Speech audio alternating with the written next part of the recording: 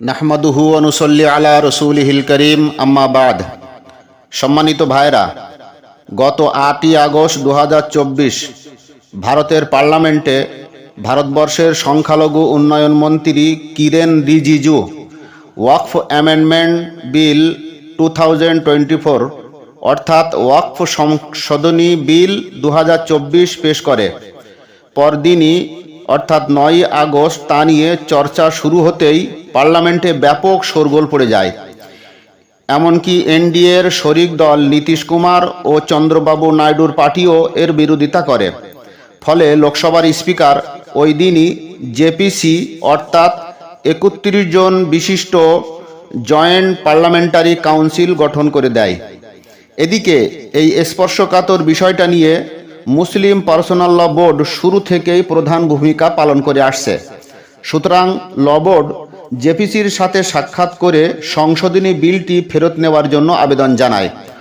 উত্তরে জেপিসি ল বোর্ডকে 28শে আগস্ট থেকে 13ই সেপ্টেম্বর পর্যন্ত মোট 15 দিনের সময় দেয়।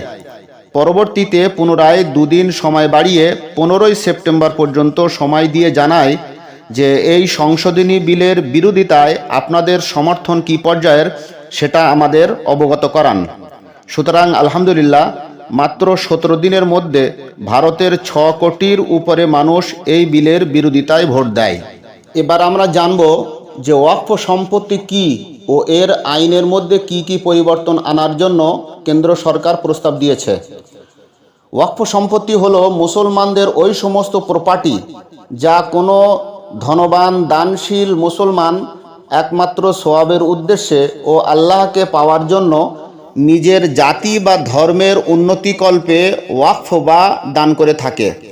এর সাথে মুসলিম সমাজের অর্থনৈতিক ও সামাজিক ব্যবস্থাপনা জড়িয়ে থাকে, যেমন মসজিদ, ঈদগাহ, কবরস্থান, মক্তব, মাদ্রাসা, খানকা, লাইব্রেরি, চিকিৎসালয়, মুসাফিরখানা, হজ হাউস, গভীর নলকূপ ইত্যাদি বানানোর জন্য জমি ওয়াকফ লিল্লাহ বা দান করে যাওয়া, বা গরিব, দুস্থ, অসহায়, বিধবা অথবা গরিব মুসলিম বাচ্চাদের পড়াশোনা, বিবাহ-শাদী ইত্যাদির পিছনে খরচ করার জন্য কোনো প্রপার্টি ওয়াকফ বা দান করে যাওয়া।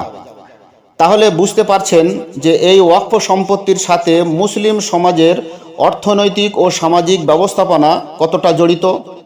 আমাদের অভিযোগ হলো যে এই সংশোধনী বিলের মাধ্যমে কেন্দ্রীয় সরকার মুসলিমদের ওয়াকফ সম্পত্তি অন্যায়ভাবে হস্তগত করার পরিকল্পনা করেছে। লক্ষ লক্ষ একর যে ওয়াকফ সম্পত্তি রয়েছে তা নতুন আইনের আওতায় এনে নিজেদের ঝুলিতে ভরতে চাইছে বিজেপি সরকার।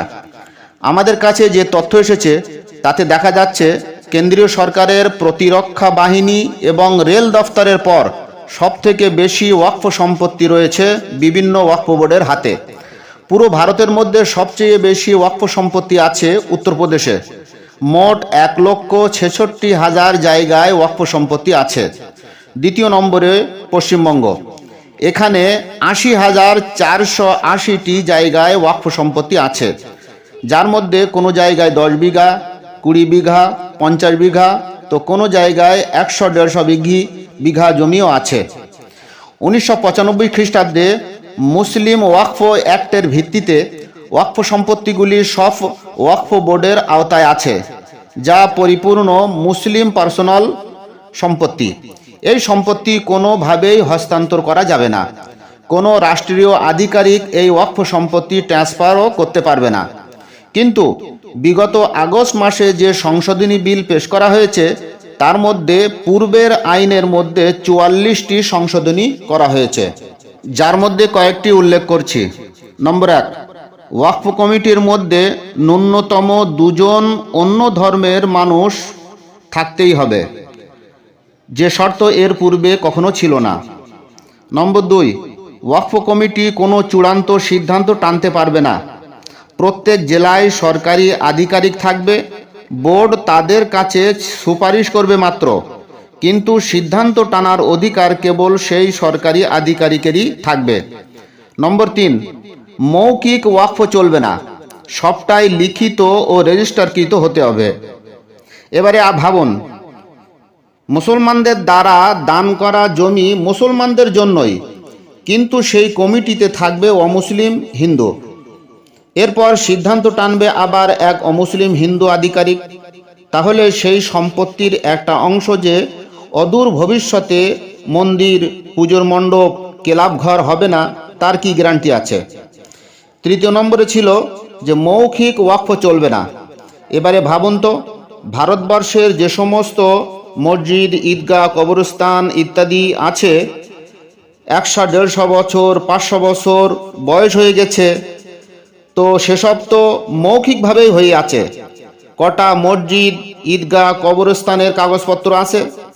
তাহলে সেসব অবৈধ বলে বিবেচিত হবে ও সরকারি বুলডোজার এসে সেগুলোকে অবৈধ দখলদারি বলে গুড়িয়ে দেবে। সেজন্য সময় হাতে থাকতে সাবধান হয়ে যায়। ওয়াকফ সংশোধনী বিলটি এনআরসি সিএএ থেকেও বেশি মারাত্মক ক্ষতিকারক। খোদা না করুক ওই বিলটি পাশ হয়ে গেলে আমাদের অবস্থা কিন্তু রোহিঙ্গা ও ফিলিস্তিনের মুসলমানদের থেকেও খারাপ অবস্থায় চলে যাবে। আমাদের পায়ের তলায় কোনো আর মাটি থাকবে না। দোয়া করি আল্লাহ পাক এই অত্যাচারী শাসকের অত্যাচার থেকে সকল ভারতবাসী, বিশেষ করে মুসলিম উম্মাহকে হেফাজত করুন। আল্লাহুম্মা আমিন। ওয়া আখিরু দাওয়ানা আনিল হামদুলিল্লাহি রাব্বিল আলামিন।